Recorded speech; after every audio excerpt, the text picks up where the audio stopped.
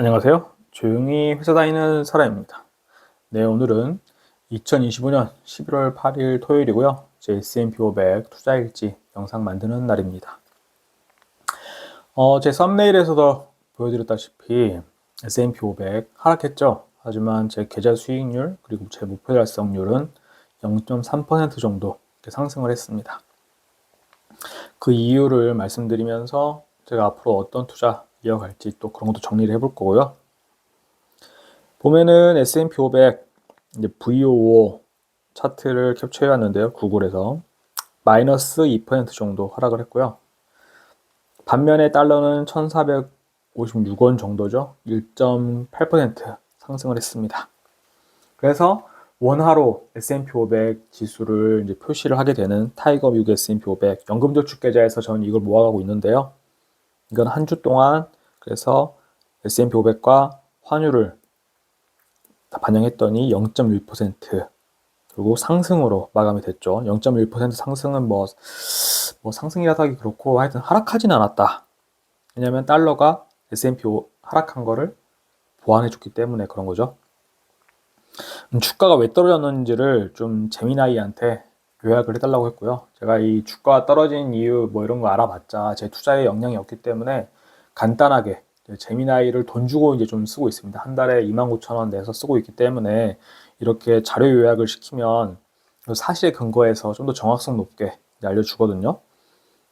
본격적으로 S&P 500과 나스닥이 이번 주에 떨어진 이유는 첫 번째, 그동안 시장을 주도해왔던 빅테크 쪽인데 AI 관련 기술주들이 고평가 부담에 따른 대규모 매도세가 미국에서 있었다고 하고, 미국 정부의 셧다운 장기화로 인해서 공식 경제지표 경책 불확실성이 안 좋아질 걸로 보인다. 그리고 민간 고용 및 소비자 심리 약화, 경기 둔화 신호가 아니냐 하면서 투자 심리가 냉각되었다고 하고요.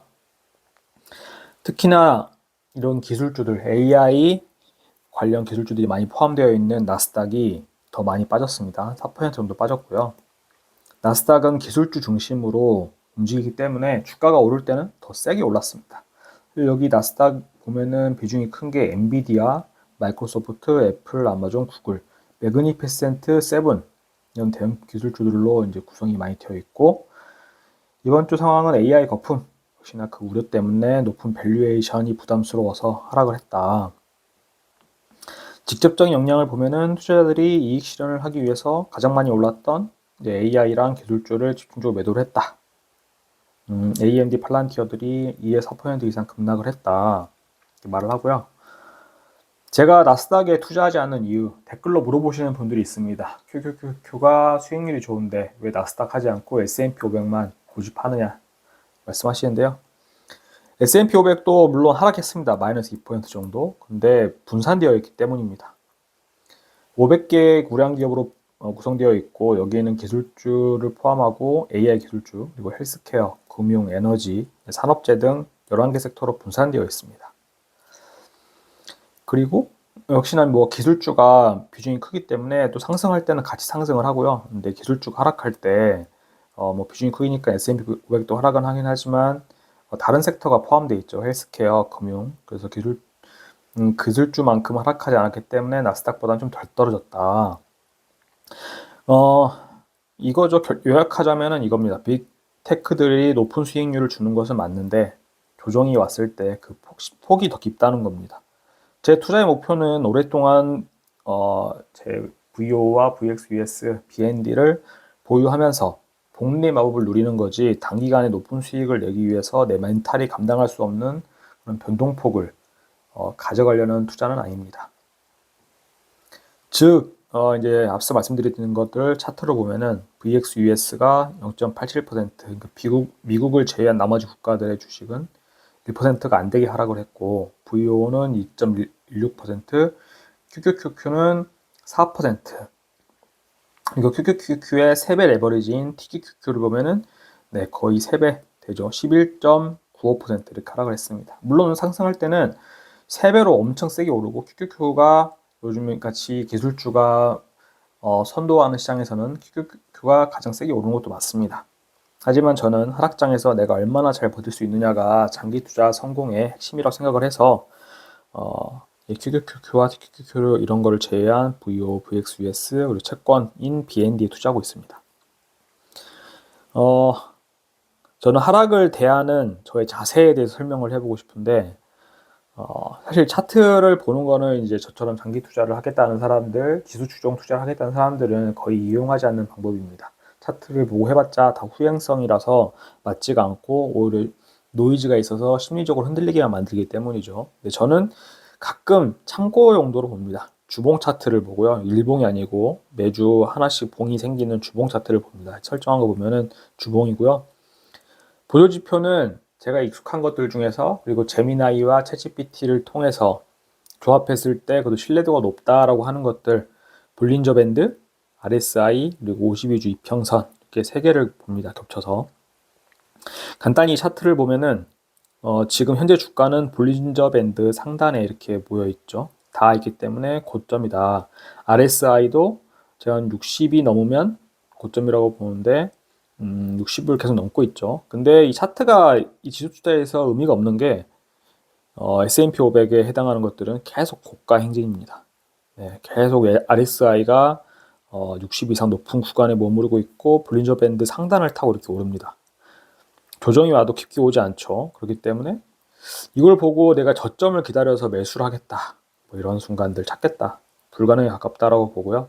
그러면 과거에 있긴 있었습니다. 이 과매도권이라고 하는 저점이 있었는데요. 볼린저 52주 이평선을 뚫고 내려오면서 볼린저 밴드 하단을 터치하고 RSI 자체도 40 밑으로 내려가는 미국이 관세 부과를 본격적으로 하겠다. 트럼프가 2025년 4월 달에 이런 깊은 하락폭이 나왔고요. 물론 이런 시점에 본격적으로 매수를 했다면 더 저렴한 가격에 많이 모을 수가 있었겠죠.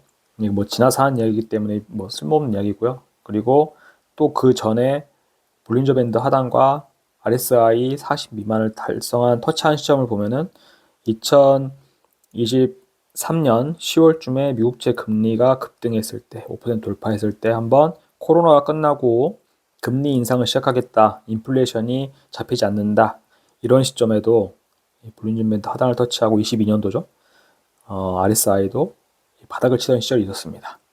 그러니까 정리하자면은 네, 지금 S&P 500은 계속 주가가 높게 유지가 되고 있고 언제든지 하락할 수가 있다. 이 과매도권에 RSI 40 미만의 볼린저 밴드 하단에 터치할 수가 있을 텐데 그 상황이 왔을 때 두려워하거나 공포에 질려서 어떤 매도를 한다든가 포트폴리오를 바꾸려고 하지 말고 좋은 기회다. 좋은 매수의 리밸런싱을 통해서 채권을 좀 팔고 S&P 500을 또 산다든지 이런 식의 기회로 삼아야 된다 생각을 했고요. 다시 한 번 더 정리하자면은 차트 보조지표를 투자 결정을 하는데 매수할지 매도할지에 사용하는 것은 저는 옳지 않다라고 생각을 합니다.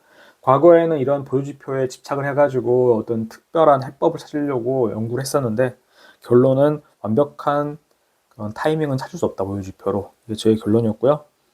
그냥 참고 용도로 보는 겁니다. 하락이 왔을 때 버티기 위해서 그럴 수도 있다는 거를 감안하려고 보는 거고요. 보조지표는 후행합니다. 그렇기 때문에 매수 시점을 잡는 데는 사용할 수 없고요. 하지만 주가가 보다시피 VO나 VXUS나 BND도 좀 고가에 해당해 있었죠. 고공행진을 하고 있을 때 내가 자만하지 않고 언젠가는 이게 바닥을 찍으러 갈 수 있겠다, 하락할 수 있겠다, 이런 마음의 준비를 하는데 저는 이런 차트를 참고 용도로 쓰고 있습니다. 그리고 환율을 예측하려는 시도 자체가 얼마나 무모한 것인가 좀 생각을 해봤는데요. 제가 뭐 유튜브나 어떤 뭐 커뮤니티에 글을 올려서 제 고민기를 올린다든가 다른 사람이 쓴 글에 댓글을 본다든가 하면은 S&P 500이 몇 년 전부터 계속 그랬습니다. S&P 500이 지금 너무 많이 올라서 고점 같은데 지금 들어가도 되나요? 라든가 환율이 1300원을 넘은 거 보니까 지금 고점 같은데 지금 환전해도 될까요? 지금으로서는 1300원이면 엄청 싼 거죠. 올해 초에 1350원 이렇게 터치했을 때 저도 환전할 걸 하는 후회가 되긴 하는데요. 나중에 환율, 그래서 사람들이 1300원 넘어가고 1400원 됐을 때 나중에 환율 다시 안정화되면은 이거 10% 20% 손실 볼 텐데 지금 미국 주식 하는 게 맞느냐 생각을 하는데 이렇게 그냥 단순하게 선을 한번 그어봤습니다. 어떤 경향성이 보여가지고 딱 그림을 제가 선을 그리지 않았어도 이제 사람들 보시면은 2009년, 8, 9년에 리먼 사태 터지고 나서 하늘이 쭉 올랐다가 안정화됐다가 이렇게 1,000원, 1,100원, 1,200원대를 횡보하다가 한 18년도부터 쭉 오르는 걸 볼 수가 있습니다. 환율이 그냥 이게 트렌드가 된 거 아닌가, 1,400원이 트렌드가 된 거 아닌가라는 이제 생각이 들고요. 하지만 이런 것도 역시나 예측할 수 없습니다. 예측해서는 안 되고요. 그냥 내가 매수하려고 하는 시점 되면은 그냥 계획대로 매수를 해야겠다. 왜냐하면 미래를 알 수가 없습니다. 미래를 알았다 그러면은 지금 이렇게 10년 전 가치와 현재 가치를 비교한 표 이런 거 짤방 돌잖아요. 알았으면 비트코인 했겠죠. 지금 316억, 1억 투자했으면 10년 만에 316억이 됐을 텐데 이런 걸 알 수가 없다는 게 문제입니다. 네. 선택지는 없어요, 저한테. 그래서 원래 계획대로 갈 거고요. 집한돈 잔여 현금이 지금 꽤 많이 남아가지고 DCA 4번 정도로 분할 매수를 할 건데 계획 변경 없이 그냥 25일 되면은 당일에 환전을 해가지고 달러로 환전해서 저녁에 장이 열리면 매수를 할 생각입니다. 그리고 26년 3월부터는 이제 월급 들어오면은 네, 한 2에서 300만 원 정도를 연금저축계좌 ESE 계좌에서 타이거미국 S&P 500을 매수하는 데 쓸 거고요. 주가는 주당 한 번만 보려고 합니다. 그래서 주봉 차트를 참고해도 일봉이 아니라 주봉 차트를 보려는 이유가 그것도 있고요. 매도는 거의 하지 않을 생각입니다.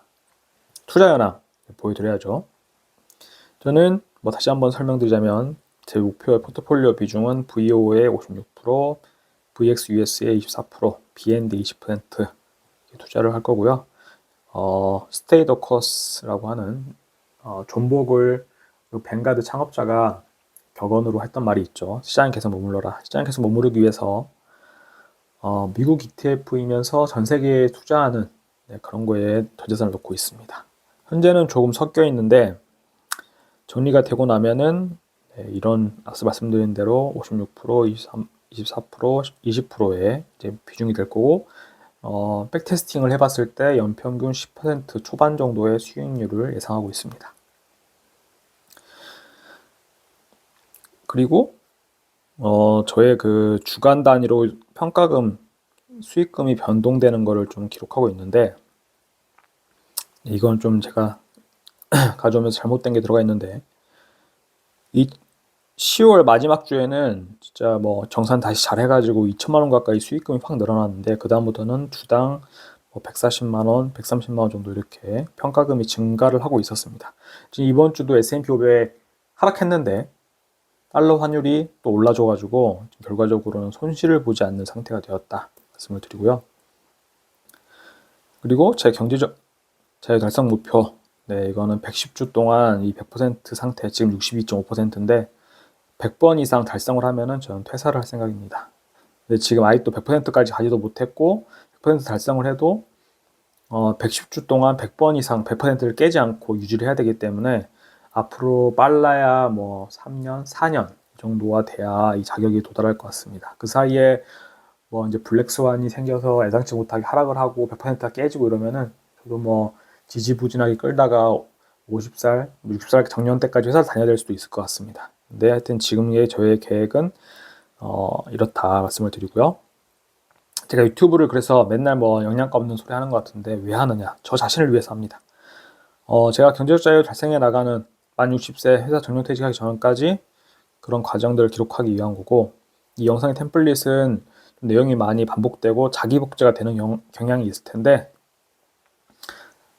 유튜브 수입을 조회수 가지고 수입 버는 거는 정말 얼마 되지 않습니다. 저 같은 경우는 한 3달 지나야지 한 번씩 이제 100달러가 넘어 인출할 수 있거든요. 근데 3달에 한 번씩 인출할 수 있을 정도니까 유튜브 가지고 돈을 벌려고 하는 건 아니다. 보시면 될 것 같고요. 돈 자체는 바닷물과 같은 거라 마시면 마실수록 더 목이 마르다라고 했던 쇼펜하우어의 말을 되새기려고 그 입 밖으로 내뱉으면서 마음속에 되새기려고 합니다. 저는 결론적으로 슬로우 파이어족이라고 할 수 있고요. 파이어족이 한때 유행을 했는데 이거 결국에 코로나 때 자산이 막 증가되는 시절에 한때 유행했다가 이제 잠잠해졌는데 저는 거기서 더 나아가가지고 급하게 갑자기 회사를 때려치는 파이어를 하는 게 아니라 천천히 느리더라도 확실하게 목표 달성률을 100% 도달하면서 그걸 110주 근 2년 되는 시간을 유지하는 것을 확인했을 때 빨라야 40대 중반, 뭐 늦었을 또 40대 후반이나 50대 초반에는 이제 회사를 다니지 않아도 이제 돈으로부터 종속되지 않고 돈이란 어차피 끝없는 갈증을 일으키는 집착할수록 욕망의 본질이라고 생각을 하기 때문에 슬로우 파이어로서 돈으로부터 좀 해방되는 거를 꿈꾸고 있습니다. 네, 그럼 이번 영상 여기까지 봐주셔서 정말 감사드리고요. 다음 주도 어떻게 될지 모르겠습니다. 제가 이제 약 2주, 한 20일 정도 후에 매수를 또 11월분 매수를 해야 될 텐데 그때 환율이 얼마나 또 안정화될지 지켜봐야 될 것 같고요. 그 전까지는 그냥 회사 열심히 다니고 잠 잘 자고 맛있는 거 먹으면서 지내보도록 하겠습니다.